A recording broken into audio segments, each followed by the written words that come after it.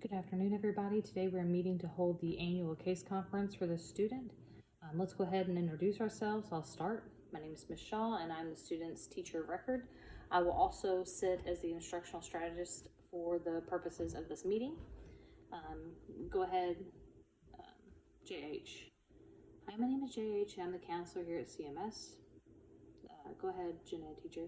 Hi, my name is HH, and I'm the student's ELA teacher. Okay, thank you for introducing yourselves. I spoke with a parent of the student on 8/18. The parent had to reschedule the meeting due to a family emergency, so she gave the team permission to proceed without. When I spoke with the mother and asked that I provide, she asked that I provide the procedural safeguards with a copy of the IEP and send those home with the student. I will do so once this meeting is over. Also, when I spoke to the mother about her concerns, she was concerned about the student receiving sweets as a reward at the school and the student remaining on escorts. She wasn't really concerned about the student's grades because she'd been doing pretty much a lot better since last year and maintaining those grades. The student was also not able to attend due to the family emergency, but I was able to do a Google Meet to complete the transition paperwork with her, and we will discuss the results when we get to that portion of the IEP. In response to the parents' concerns, I informed that the student is still on escorts to and from all areas of the school. I told the parent that I would send an email reminding all teachers about the student's candy snack reward. Does anyone on the CCC see anything else that I need to add or any additional comments? No? Okay. When we look at the student's current strengths, she has she's had a great year at 7th grade last year at CMS. She's getting more mature, learning how to handle those social situations with more responsibility, which is pretty common with our middle schoolers. Now we're going to look at the student's current progress monitoring data. She does have a behavior goal. She's going to utilize those coping skills and anxiety reduction techniques in order to decrease the number of times that she's asked to leave the classroom from 2 times per quarter to 1 time per quarter. The monitoring that go throughout last year, we did see that there were some quarters where she was able to meet this goal, and then there were some where she wasn't. She struggled. So about a 50-50 shot. She would use those coping skills sometimes, but other times they just didn't work for her. Therefore, I'm going to suggest that we keep the goal and then just make some adjustments to the coping skills and anxiety reduction strategies, because there were some that worked and some that didn't.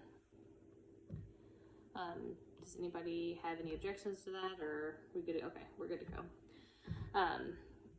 Now we're going to look at the students' present levels of academic and functional performance. Academically speaking, the students' grades right now, quarter 1, are math is 79C, computer science she has 100%, gateway she has 100%, social studies she's sitting at a 75C, science is a 51F, and language arts is a 72C.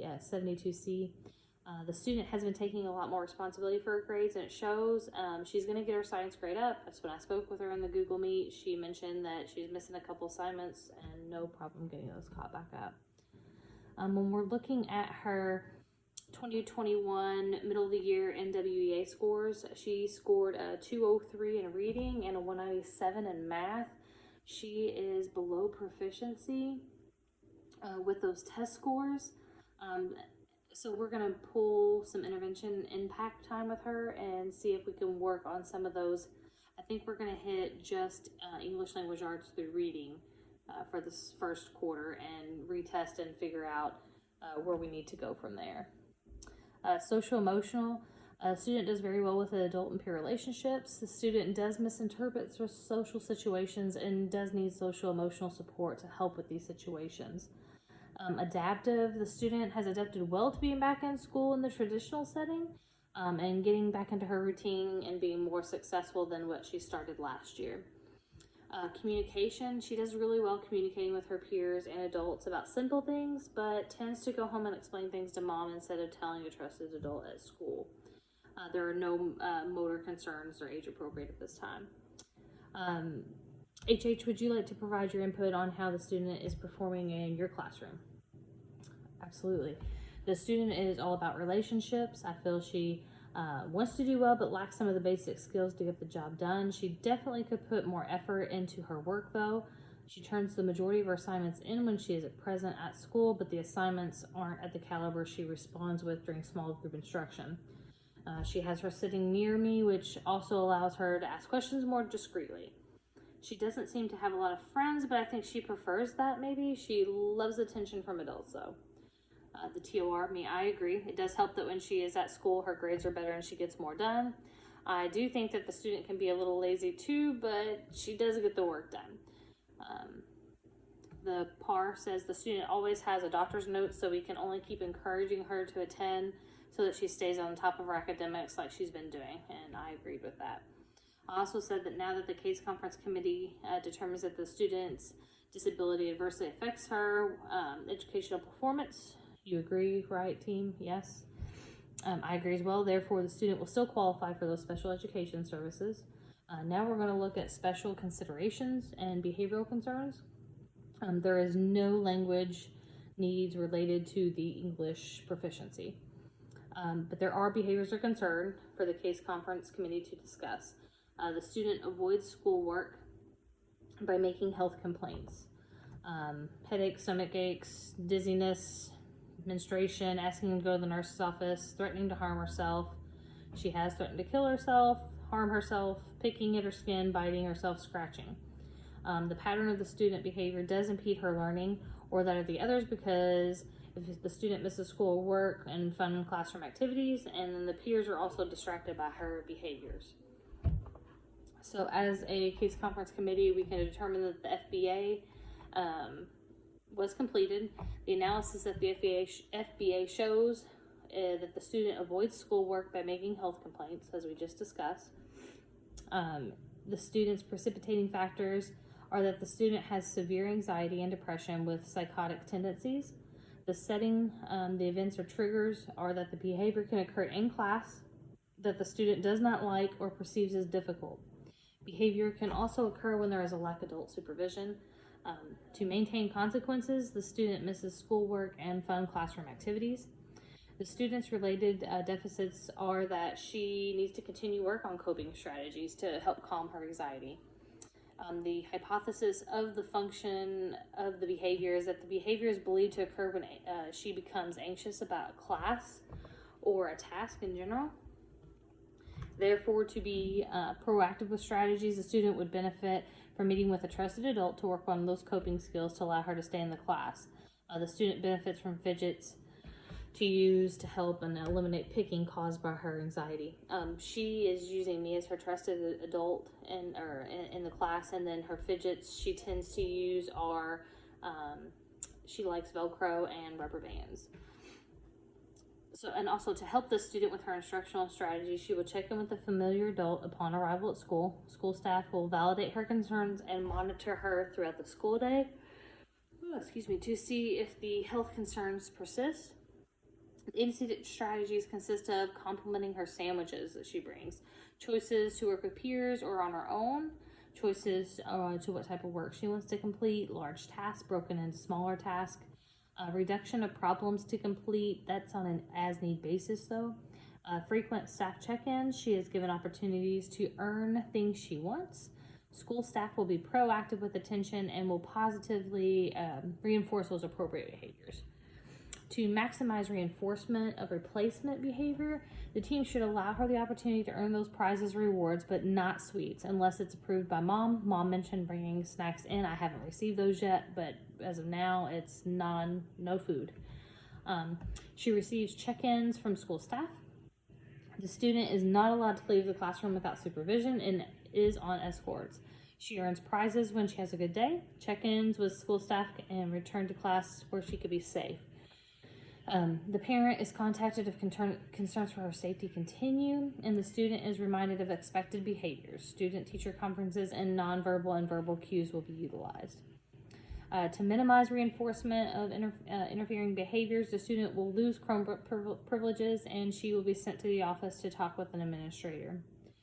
The behavior goal skills to be taught and learned is that when the student becomes upset, frustrated, or angry, she will use that self-regulating and coping strategy to avoid leaving the classroom to go to the front office or nurse from 3 times per quarter to 2 times per quarter. With her, it just seemed like the one time was just not feasible and not realistic. So that's why we did change those numbers. Local and state resources for family. The family does see an outside counseling service, and a case manager checks in with her at school. Does the committee have any questions or concerns regarding this behavior plan or goal? Yes, do you have any? Yes, I already had the escorts set up for her. They've been in place since the beginning of the school year, and we're just simply making sure we're updating the accommodation. Any other questions or concerns? No, we're good? Okay. The CCC is determined to implement the BIP, the Behavior Intervention Plan, with these revisions. The student is age appropriate for transitional services, and together we completed the necessary paperwork for employment, education and training, and independent living. The summary concluded that through education and training, we completed the study skill inventory. The following information was determined. Hold just a second. She has mastered note-taking, outlining, partly mastered reading rate, report writing, oral presentation, graphic aids, test taking, reference materials, time management, and self-management. She has not mastered listening, library use, and reference materials, and we knew the listening was an issue just because of the behavior goal that we have in place. She does an excellent job of taking notes in class and keeping them organized. She does need to be reminded to stay on task and will opt out of presentations that require her to speak in front of other students. She understands what she needs to work on to get better at these skill sets and is willing to put in the work to show improvements in her training. Learning these skills will benefit her in achieving her post-secondary goals of attending college. On the employment aspect, we completed the career clueless. The following information was determined. She scored highest in realistic, artistic, and social career codes. Realistic people have athletic or mechanical abilities. They usually like to work outdoors with objects, machines, tools, plants, or animals. Social people like to work with others. They like to inform, enlighten, help train, develop, or cure people. They may also be skilled with words. She stated that she would like to become a nurse. She loves the idea of being able to help people and to work with medical equipment and tools. She does understand that to become a nurse, she would have to attend that 2 to 4 year college and get her nursing degree. The last part of that was the independent living assessment, and she completed the planning for community living worksheet. The following information was determined in the regards to her ability to perform age-appropriate independent living skills. The results of the assessment indicate that the student can do the following independently. She can go shopping for food, cook, housekeeping, laundry, personal care, social relationships, recreational activities, and taking all medications. She should continue to work on having enough income to support herself, budgeting, paying bills, using a checkbook, transportation, self-advocacy, and arranging doctor's appointments.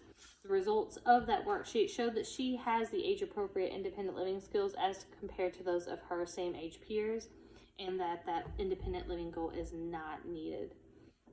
The post-secondary goal, when it is regarding the education and training, after high school, the high school will enroll the student to a college to obtain, in regarding education and training after high school, the student will enroll into a college to obtain a degree in nursing. When it pertains to employment, the student will obtain a job in the nursing field. According to the planning for community living worksheet, again, she has those independent living skills that make it to where she does not need that independent living goal. The post-secondary goals were reviewed and discussed, and we've updated those accordingly. The transition services and activities were added for the student with support from her TOR, which is me, and the school staff. The student will research requirements for becoming a nurse. She will identify the requirements of being in this profession, which include identifying what skills, education, training, experience, or other qualifications that are needed. She will also determine post-secondary placements that offer the training and education for the job and the projection of available jobs in the field. She will also look into what typical job duties and responsibilities are for a nurse and the average starting salary. The pre-ETS flyer will be provided and discussed with the student and the parent, which I provided and talked about when I talked to him on the phone. I will include that with our packet though when we send that home. The program provides services to help students transition to that adult life. The skills addressed in this program relate to the employment, education, and basic preparation for life after high school. And the program also helps connect the students to the vocational rehabilitation program if needed. The vocational rehabilitation handout was also provided and discussed. It'll be in the packet when I send it to them. Does anyone have any questions, comments, concerns from the team? No? Okay, I'm going to continue on then. The accommodations for the students includes additional breaks, small group. She gets online calculator for all math items. But she also receives that handheld for all math items. She gets shortened assignments if needed. We try not to go there as much as possible. Assistance remembering to utilize those coping strategies and anxiety reduction techniques. She needs reminded to do these constantly. Time to talk to a trusted adult if needed. She always has that. And clear, direct instruction. With these accommodations, the student will participate in the iLearn Math and English Language Arts assessments. She will be completing grade level standards and should participate in the same testing as others in her grade. Therefore, she will participate in all local, national, international, and state testing with appropriate accommodations. She does not have a pathway set yet due to the fact that she's still in middle school, not ninth grade. Does the case conference committee agree with these accommodations? The student will be successful in participating in the same testing as her same age peers? Yes, okay. Moving forward to the goals section of this IEP. Presently, the student did very well during her 7th grade year at Charleston Middle School, but she's still trying to go to the nurse and main office to call home and avoid those social situations or just schoolwork in general. So due to the student still having difficulty meeting that previous goal, I would still like to keep the same goal, but make those adjustments like I talked about earlier. So when she becomes upset, frustrated, angry, she will use from a list of 3 practice self-regulatory coping strategies to avoid leaving the classroom from an average of 3 times per quarter to 2 times per quarter, as evidenced by teacher charting. So when we look at that specially designed instruction, we're talking about doing a self-talk, role-playing, verbal prompts and cues, visual prompts and cues, direct instruction and evaluating and choosing, those forced choices would work, and social stories.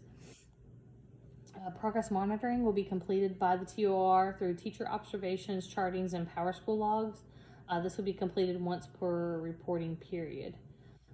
The goal will help support her education training and employment skills and that behavior need. Does the case conference committee have any questions, comments, or concerns with the implementation of this goal? No? Okay. Next, we're going to move on to the provisions.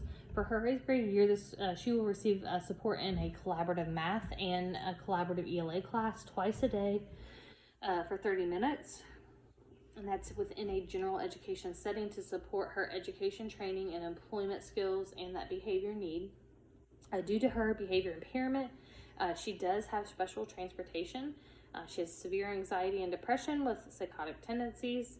A regular bus would be too overwhelming for her, and she needs a special bus with a monitor to ensure she is behaving appropriately.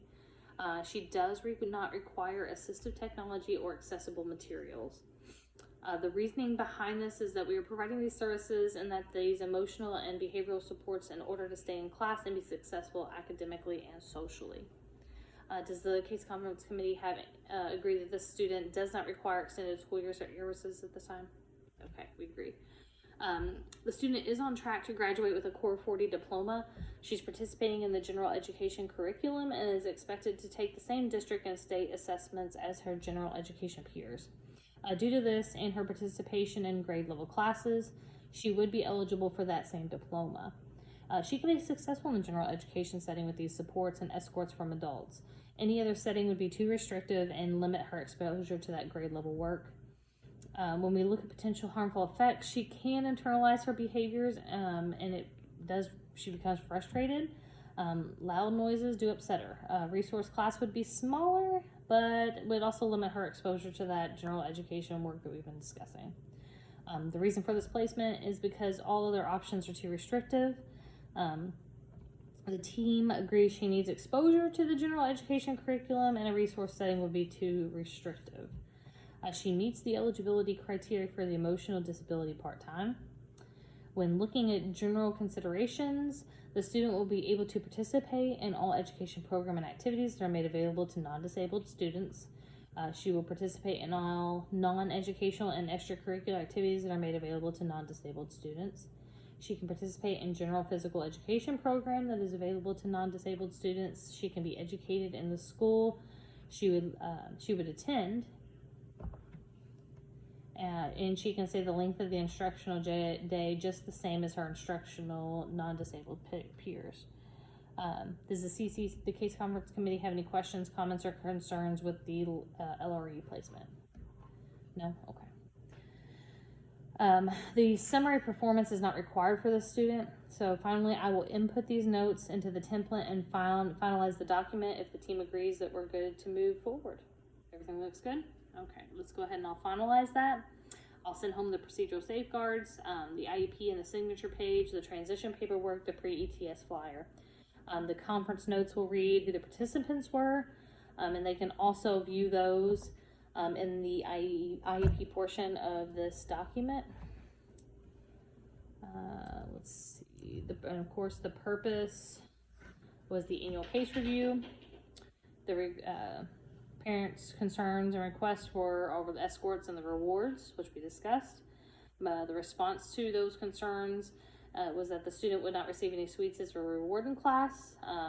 She would send in those snacks as appropriate for her daughter. The team also discussed being on escorts and how she's remained on escorts. And then she would like to give her more freedom as the year progresses and that we can reevaluate throughout the year as needed. There have been no changes to medical behaviors at home. She will still remain in that collaborative class in math and ELA. She does have special education transportation. Reevaluation is not needed at this time. As far as general discussion, Angel's mom gave permission to proceed without, and the team met and discussed Angel's progress, her progress monitoring, the student's progress monitoring grades, BIP, and transition. Behavior goals was updated and the BIP was updated to reflect the new goal and the changes to the rewards and the sweets. She will remain in that collab classes for math and ELA and will have an escort with her at all times. Transportation is still needed and she needs to stay away from student EH.